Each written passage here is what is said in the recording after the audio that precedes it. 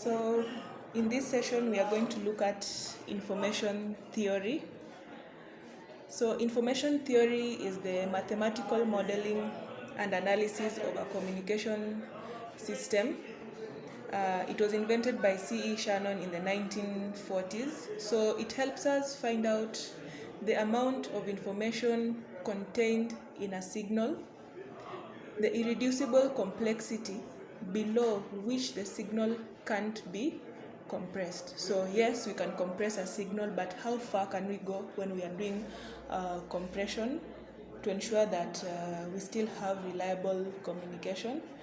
Then the ultimate transmission rate for reliable communication over a noisy channel. So despite the fact that we can have noise in a channel, how much of that noise can be tolerated such that we still have reliable communication?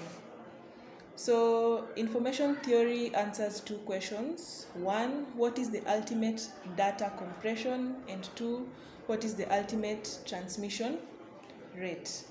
So the concept that increasing transmission rate over a channel increases the error ratio is not true according to Shannon, as long as the rate is below channel capacity. So if transmission rate is below channel capacity, then we can have reliable communication.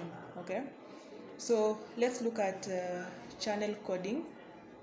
So noise is omnipresent in any communication system, mostly considered at the channel part. So in any communication system, there must be noise. Noise is always present. So depending on the level of noise, the probability of error can increase or decrease, thus affecting reliability of the transmitted signal. So the level of noise determines the reliability of transmission. So the design goal of a channel is always to increase the resistance of the communication channel to noise. So the major aim when we are designing a channel, or the major aim of channel encoding, is to increase the resistance of a channel to noise. So it consists of mapping the incoming data stream into a channel input.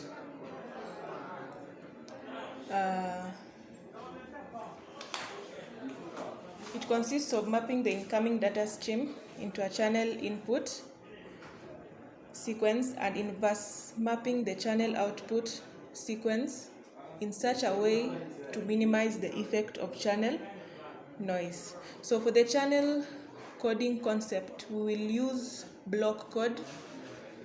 The message sequence is divided into sequential blocks, which are k bits long.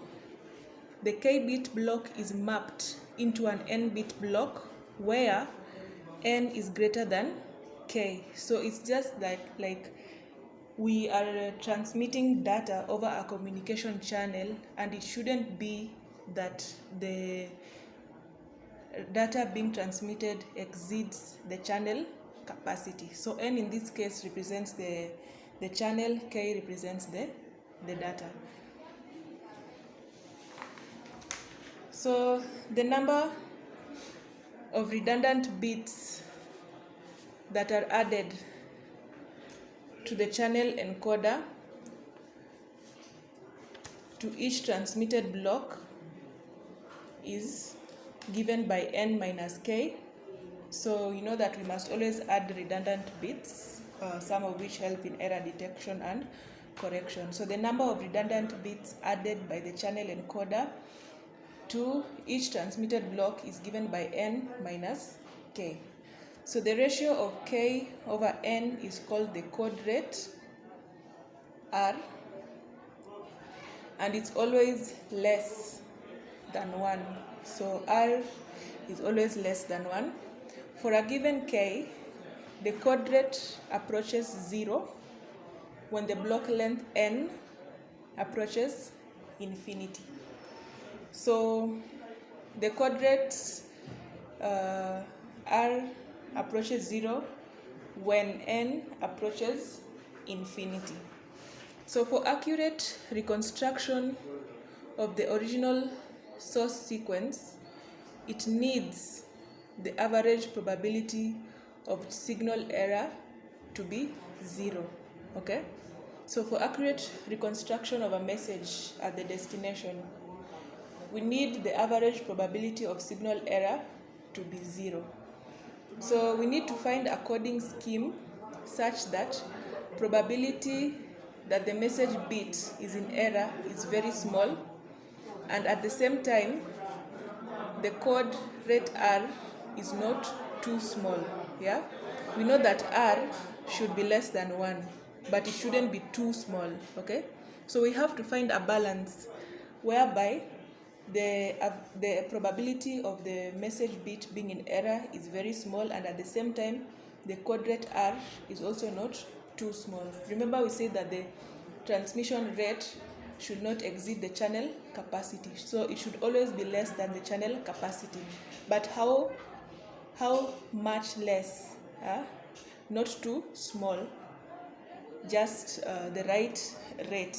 Okay, so suppose we have a source with entropy H bits per source symbol, and the source emits symbols once every TS seconds. Hence, average information rate is H over TS. So entropy H is the information present in the K bit block, and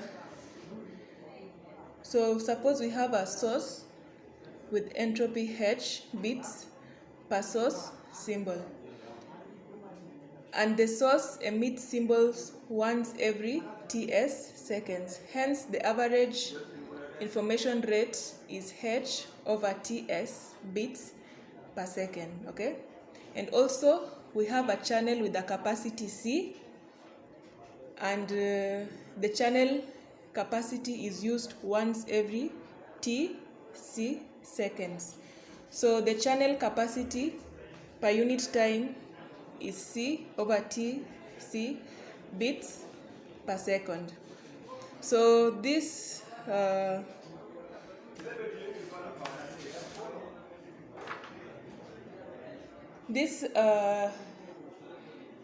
H over TS and C over TC. Okay, so when H over TS is less than or equal to C over TC, then there exists a coding scheme for which the source output could be transmitted over the channel and be reconstructed with a small error, a small probability of error. So the parameter C over TS is called the critical rate. When H over TS is equal to C over TC, then the system is said to be signaling at the critical rate. So we've seen that when the source rate is H over TS is less than or equal to the channel rate, then there exists a coding scheme for which the source output could be transmitted over the channel and be reconstructed with a small error, with a small probability of error.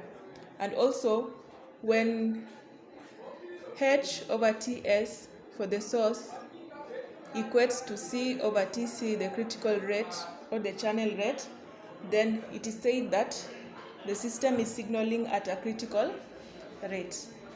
And whereby now we have H over TS being greater than C over TC, it is not possible to transmit information over the channel and reconstruct it with a small probability of error. So this is called the channel coding theorem. So it states or specifies the channel capacity as the fundamental limit on the rate at which the transmission of reliable error-free messages can take place over a discrete memory-less channel. So in summary, we can say that the channel capacity is the limit. It's what decides at what rate can transmission occur, yeah, such that the probability of error in the message is small. Okay, so that's the channel coding theorem. Thank you.